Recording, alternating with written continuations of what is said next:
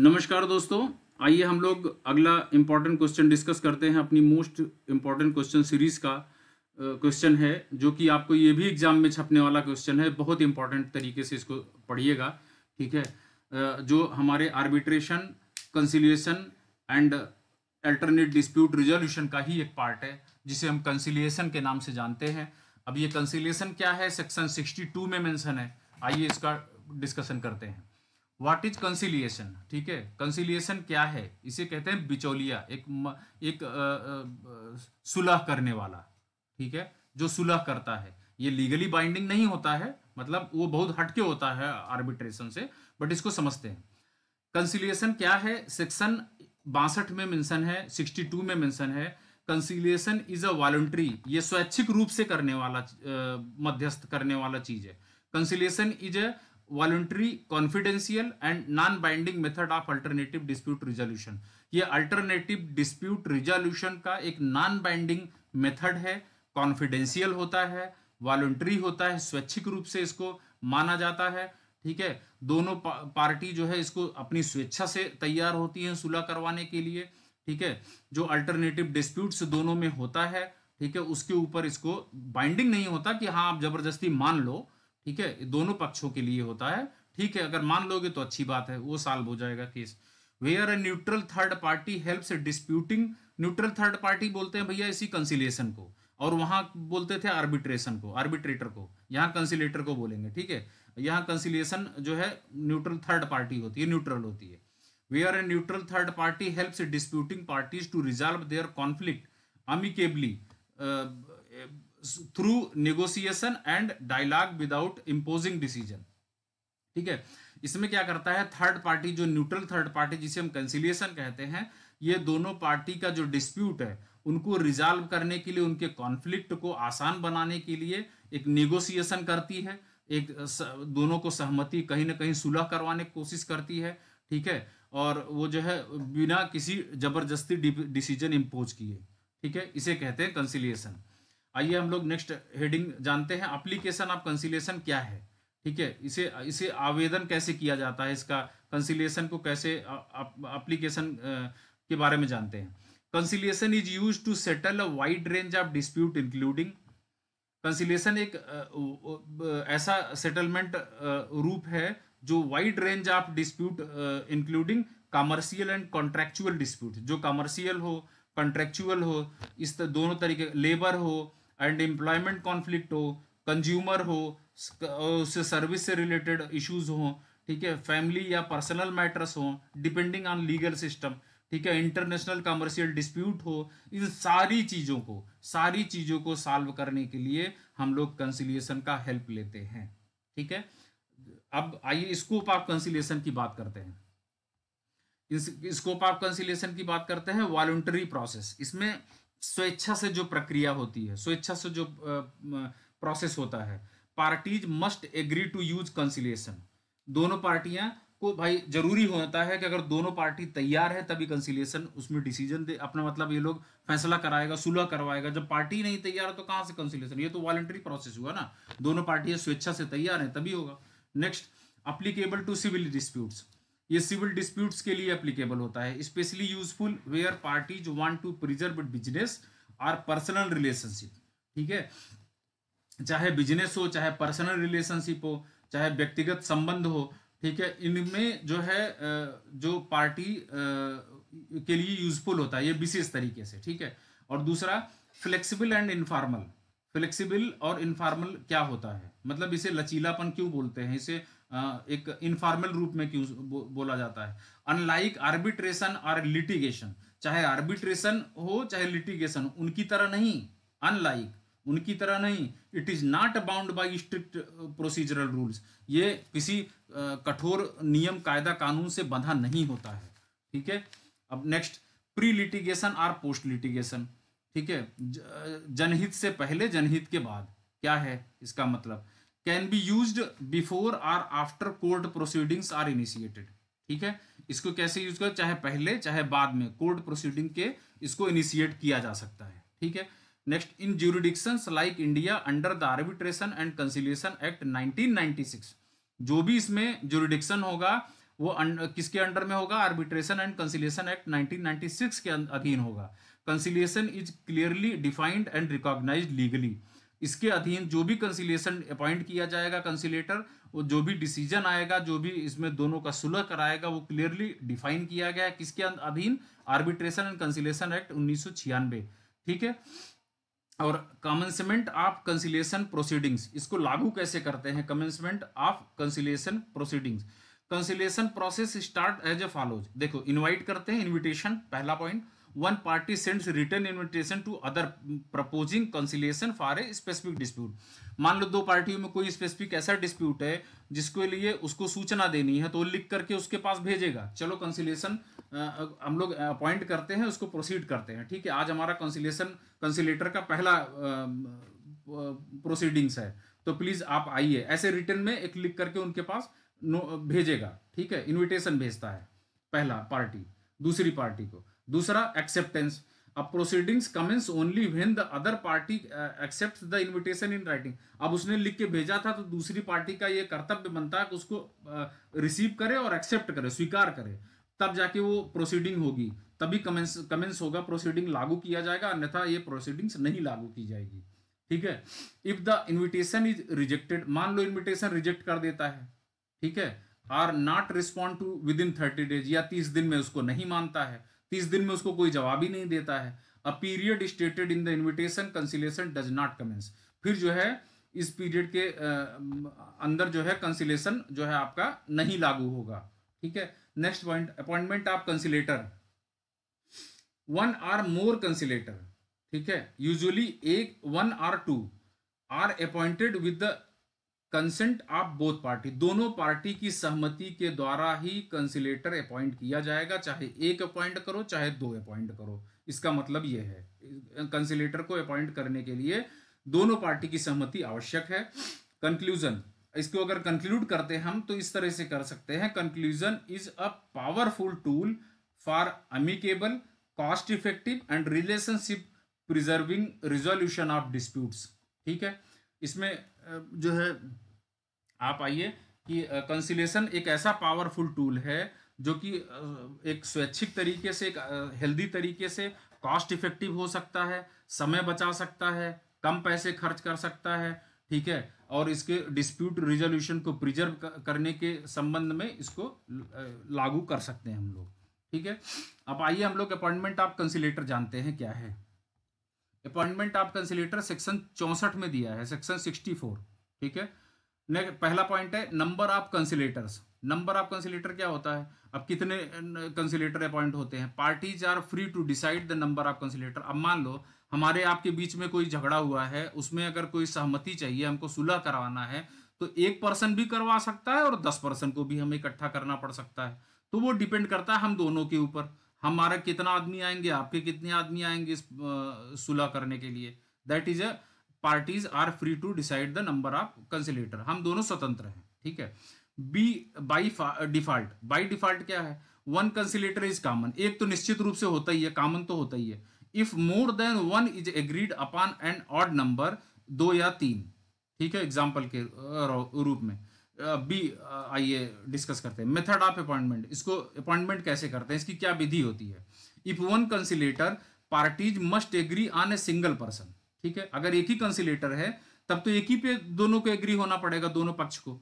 दूसरा, if two कंसिलेटर, अगर दो कंसिलेटर हम अपॉइंट करते हैं तो ईच पार्टी अपॉइंट्स वन कंसिलेटर, एक मैंने किया अपॉइंट, एक दूसरी पार्टी ने किया।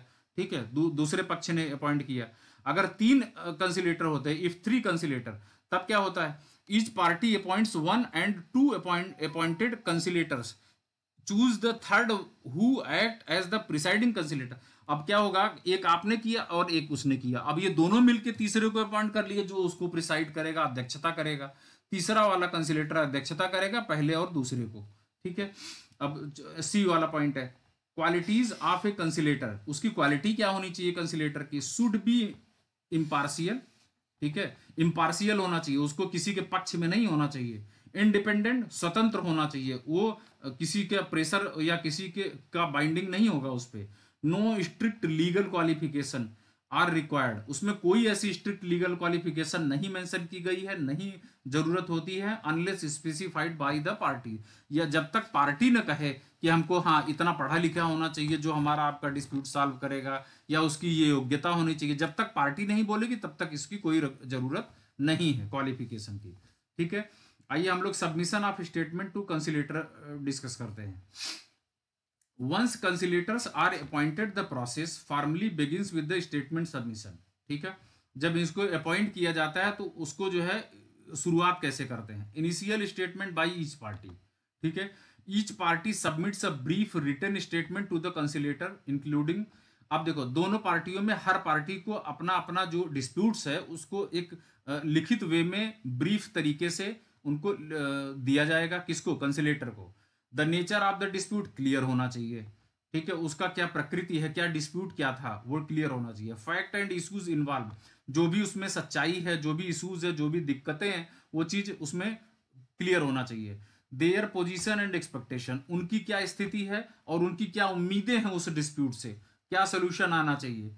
ठीक है, वो क्लियर होना चाहिए उनका आउटकम्स।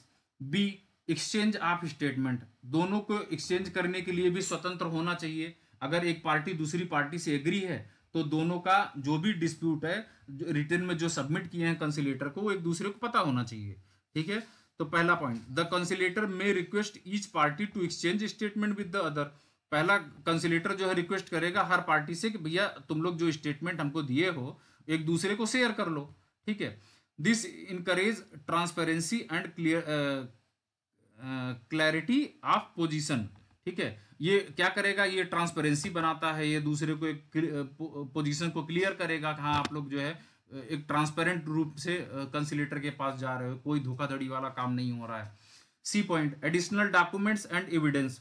अब क्या क्या इसमें एडिशनल डॉक्यूमेंट्स लगेगा, क्या प्रमाण लगेगा। ठीक है, the conciliator can ask for additional document, हो सकता है उस डिस्प्यूट से रिलेटेड कोई और उसको कागज पत्र की जरूरत हो, कोई डॉक्यूमेंट्स की जरूरत हो। ठीक है, कंसिलेटर वो पक्षों से बोल सकता है। Clarifications or evidence if needed, अगर कोई क्लैरिफिकेशन चाहिए, कोई प्रमाण चाहिए तो वो डॉक्यूमेंट मांग सकता है दोनों पक्षों से, additional document. Oral communication, next, the conciliator may invite the party for oral discussion, हो सकता है कि उनको वर्बली डिस्कशन करने के लिए कंसिलेटर इनवाइट कर सकता हो। ठीक है, कर सकता है। Or meeting to clarify issue or facilitate settlement, हो सकता है उसको सौहार्दपूर्ण से एक सामंजस्य से दोनों को सुलह करवा सके हो। ठीक है, next, communication between conciliator and parties. A point है ज्वाइंट कम्युनिकेशन। ठीक है, किसके किसके बीच में, पार्टीज और कंसिलेटर के बीच में, दोनों पार्टीज के बीच में। Normally the conciliator communicates with the both parties together, normally क्या होता है, कंसिलेटर दोनों पार्टी से कम्युनिकेट करता है, दोनों पार्टी से संचार करता है, दोनों पार्टी से बातचीत करता है एक साथ। ठीक है, दूसरा point, this helps maintain transparency and equal treatment, दोनों को समान तरीके से इलाज करेगा, वो दोनों से समान तरीके से ट्रांसपेरेंसी रखेगा, पारदर्शिता रखते हुए, मेंटेन रखते हुए। ठीक है, दोनों की हेल्प करता है।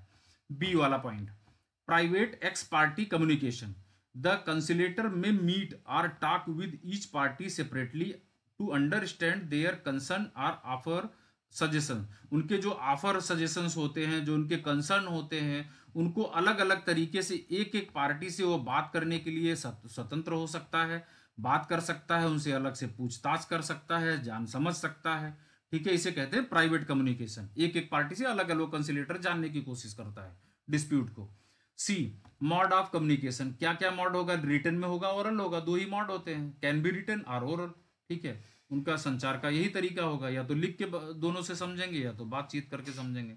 डी वॉलंटरी पार्टिसिपेशन, पार्टीज में एक्सेप्ट और रिजेक्ट कंसिलेटर सजेशंस फ्रीली। ठीक है, स्वेच्छा के रूप, स्वेच्छा तरीके से अपने अपने आप स्वेच्छा रूप से ये पार्टिसिपेशन होता है पार्टियों का। ठीक है, जो जो या रिजेक्ट हो या एक्सेप्ट हो, वो उनके पार्टीज के ऊपर डिपेंड करता है, कंसिलेटर को एक्सेप्ट करते हैं, रिजेक्ट करते हैं, उनके सजेशंस उनके वो फ्री है। टर्मिनेशन ऑफ कंसिलेटर प्रोसीडिंग्स, ये सेक्शन 76 में भैया, नोट कर लेना, सेक्शन जरूर मेंशन करके आना एग्जाम में, 100% आप आग लगा दोगे एग्जाम में। ठीक है, हिंदी और इंग्लिश मीडियम दोनों बच्चे अच्छे से इसको समझ सकते हैं, बहुत बढ़िया टॉपिक है, एग्जाम में छप के मिलने वाला है। अब आइए हम लोग termination of conciliation proceedings discuss करते हैं। Conciliation proceedings do not continue indefinitely, ठीक है, ये अनिश्चितकालीन ये भी नहीं होता है कभी, ठीक है। They conclude formally under the specific circumstances, जितना समय उसको वो कोई विशेष सर्कमस्टांस है तो उसको कंक्लूड कर सकते हैं, ठीक है, उसको एक खत्म कर सकते हैं, ये कह सकते हो। According to the law arbitration and conciliation act 1996 को सेक्शन 76 याद रखना, conciliation ends in the following ways, conciliation कब खत्म हो सकता है, by signing off the settlement agreement, दोनों के एग्रीमेंट सेटल हो जाते हैं तो साइन करने के बाद ये खत्म हो जाएगा। बाई डिक्लेरेशन ऑफ द कंसिलेटर, जब इनका डिक्लेरेशन, दोनों का डिक्लेरेशन आ जाता है कि भैया हम लोग अब आगे बात नहीं खींचना चाहते, यहीं पे सुलह करते हैं, यहीं बात को खत्म करते हैं, तब वो खत्म हो जाएगा। By written declaration of the parties, दोनों ने लिख करके घोषणा कर दिया कि हम जो है अब इस डिस्प्यूट को खत्म करते हैं, तो खत्म हो जाएगा। इफेक्ट ऑफ टर्मिनेशन, उसका प्रभाव क्या पड़ता है टर्मिनेशन का, इमीडिएटली एंड्स, मतलब तुरंत इमीडिएट रूप में खत्म होता है, ठीक है। और अगला एक क्वेश्चन हमने अलग से उसमें डाला हुआ है, लेकिन हम इसी में डिस्कस कर रहे हैं कि आर्बिट्रेशन और कंसिलेशन, यानी आर्बिट्रेटर और कंसिलेटर में क्या डिफरेंस है, ये बहुत पूछा जाता है। 4 नंबर में 10 नंबर में जरूर पूछा जाता है, निश्चित रूप से छप के मिलने वाला क्वेश्चन है, ठीक है। इसको भी हम इसी पेपर में डिस्कस करते हैं, इसी वीडियोज में। देखिए अब हमने 3 कॉलम बनाया है, एस्पेक्ट, आर्बिट्रेटर, कंसिलेटर। एस्पेक्ट, आर्बिट्रेटर, उनकी एस्पेक्ट, उनका क्या क्या नेचर है, डिसीजन है, बाइंडिंग्स है, फॉर्मेलिटीज है, और आर्बिट्रेटर और कंसिलेटर के क्या क्या उसमें मान्यताएं हैं, ठीक है। आइए, नेचर ऑफ रोल, एस्पेक्ट पहला है, नेचर ऑफ रोल, किस तरीके की भूमिका होगी। अब ये आर्बिट्रेटर क्या करेगा, एडजुडिकेटिव लाइक अ प्राइवेट जज, ठीक है, ये एक प्राइवेट जज की तरह से लीगली जो है एडजुडिकेट करेगा, निर्णय देगा, ठीक है, प्राइवेट तरीके से। जो प्राइवेट जज होता है, जो कि ये कोर्ट भी अपॉइंट करती है, आपको पता है सुप्रीम कोर्ट, हाई कोर्ट दोनों अपॉइंट कर सकती है। कब कर सकती है, जब पार्टीज अपनी तरफ से आर्बिट्रेटर अपॉइंट ना करे, ना कर पाए 30 दिन के अंदर, तो फिर कोर्ट की जिम्मेदारी बनती है, ठीक है। अब ये कंसिलेटर इसकी जगह पे क्या होगा, facilitative, helps parties reach settlement. ये कंसिलेटर लीगली बाइंड नहीं होता है, लीगली बाइंडिंग नहीं होता है दोनों पार्टी पे। कंसिलेटर का मतलब ये है कि वो दोनों पार्टी के बीच में सेटलमेंट कराएगा, सुलह करवाएगा, ठीक है। डिसीजन अथॉरिटी, अब आर्बिट्रेटर में क्या बोला है डिसीजन अथॉरिटी के लिए, has the power to impose the binding decision, ये दोनों पे बाइंडिंग डिसीजन देता है, दोनों पे बराबर रूप से मान्य होगा इसका डिसीजन, इसका निर्णय, ठीक है। और लेकिन can not impose a decision, only suggestion solution, इसमें कंसिलेटर पे ये नहीं लागू होता, ये डिसीजन इंपोज नहीं कर सकता, हाँ ये सलाह दे सकता है, ये सुलहनामा करवा सकता है, ठीक है। Next, binding outcomes, binding outcomes में result is binding and enforceable like a court decree, जैसे कोर्ट की डिक्री आती है, कोर्ट का ऑर्डर जो निकलता है, वो जिस तरह से इन्फोर्स होता है और बाइंडिंग होता है पार्टीज पे, उसी तरह से आर्बिट्रेटर की बाइंडिंग डिसीजन जो है अवार्ड बाइंडिंग होगा और इन्फोर्सिएबल होगा, किस पे, कोर्ट डिक्री के रूप में मान्य होगा। और कंसिलेटर का मतलब क्या है, settlement is binding only if both parties agree, अगर दोनों पार्टियां जब सहमत होंगी तभी ये सेटलमेंट मान्य होगा, ठीक है। इसमें उसमें बहुत फर्क है, ये ध्यान रखिएगा। फॉर्मेलिटीज की बात करते हैं, फॉर्मेलिटी उसमें आर्बिट्रेटर में आई है, follows a more formal and structured procedure, ठीक है, ये बहुत ही फॉर्मल तरीका है इसको डिसीजन देने का, स्ट्रक्चर्ड वे में प्रोसीजर इसका होता है, और उसमें मोर इनफॉर्मल एंड फ्लेक्सिबल, वो बहुत ही लचीला होता है। हो सकता है सुलहनामा हो करवा पाए या ना करवा पाए, लेकिन लीगली बाइंड नहीं है, ठीक है। इन्विटेशन की, इनिशिएशन की बात करते हैं, initiation based on prior agreement arbitration clause, arbitration clause में इसको प्रायर एग्रीमेंट के रूप में आधारित होता है, एग्रीमेंट पे डिपेंड करता है। बट उसमें कंसिलेटर पे आएंगे तो can be started any time with the mutual consent, दोनों की परस्पर सहमति के साथ ही किसी भी समय ये स्टार्ट हो सकता है कंसिलेटर, ठीक है, काम कर सकता है दोनों में। Role in settlement, decision the dispute based on evidence and law, ठीक है, ये decide the dispute based on evidence, जो प्रमाण होगा, जो कानून होगा, उसके आधार पर जो भी डिस्प्यूट होगा उसको डिसाइड करता है आर्बिट्रेटर, ठीक है। इसका ये रोल होता है सेटलमेंट में। और कंसिलेटर का क्या रोल होगा, helps a parties negotiate and find common ground, ठीक है, ये पार्टी दोनों पार्टी से नेगोशिएट करता है, समझाने की कोशिश करता है, ठीक है, जो जहां पे भी उसको कॉमन ग्राउंड मिलता है, ठीक है। नंबर ऑफ न्यूट्रल्स, आर्बिट्रेटर के रूप में नंबर ऑफ न्यूट्रल का एस्पेक्ट क्या है, यूजुअली एक हो सकता है आर्बिट्रेटर या 3 होगा आर्बिट्रेटर, ये अनइवन नंबर में होगा, आपको याद होगा पहले हमने बता चुका है, ठीक है। और इसमें यूजुअली एक कंसिलेटर होगा, ठीक है, एक कंसिलेटर कम से कम होगा, ठीक है। अब इसमें कॉन्फिडेंशियलिटी की बात करते हैं। Confidentiality generally confidential but award may be published in some cases, कुछ केसेस में अवार्ड ये पब्लिश भी कर दिया जाता है, लोग तक जान भी लेते हैं, सब समझ भी लेते हैं, जनरल कॉन्फिडेंशियली वैसे ये रखा जाता है, लेकिन कुछ केसेस में पब्लिश हो जाता है। लेकिन कंसिलेटर के केस में स्ट्रिक्टली कॉन्फिडेंशियल, ये पूरी तरह से कॉन्फिडेंशियल होता है, भैया हमने आप दोनों का सुलह करवा दिया है, हमारा नाम बीच में नहीं आना चाहिए, ठीक है, ये कंसिलेटर का कहना होता है। Use in disputes, common in commercial and contractual disputes, ये कॉमन होता है, आर्बिट्रेटर का काम कमर्शियल और कॉन्ट्रेक्चुअल के बीच में ही कॉमन होता है इनका आना, ठीक है। लेकिन कंसिलेटर का used in family, employment and commercial dispute, ये फैमिली में भी आते हैं, एम्प्लॉयमेंट में भी आएंगे और ये कमर्शियल डिस्प्यूट में भी आता है। कुल मिला के समरी ये कहती है, arbitrator decide the case but conciliator help the settlement the case, ठीक है, ये केस को सेटल करने की कोशिश करता है, वो डिसाइड करता है, निर्णय देता है, ठीक है। ये दोनों में फर्क होता है। 100% आपके एग्जाम में मिलेगा, आपको पसंद आया है, समझ में आया है और 100% आया होगा, मैं भी जानता हूं। और आप लाइक करके जाइएगा, प्लीज आपसे रिक्वेस्ट है, लाइक कीजिएगा। और जिन्होंने अभी तक चैनल को सब्सक्राइब नहीं किया है, प्लीज उनसे हम्बल रिक्वेस्ट है, सब्सक्राइब जरूर कर लें, ठीक है। आपका थोड़ा सा कर्तव्य हमारा मोटिवेशन बनता है, ठीक है। बने रहिए हमारे साथ अगले वीडियो के लिए, ठीक है। हम लोग बहुत इंपॉर्टेंट टॉपिक्स और सीरीज चल रही है जिसका डिस्कशन कर रहे हैं। अगले टॉपिक में हम डिस्कस करेंगे अल्टरनेटिव डिस्प्यूट रिजोल्यूशन सिस्टम, ठीक है। मिलते हैं नेक्स्ट वीडियो में। Thank you so much.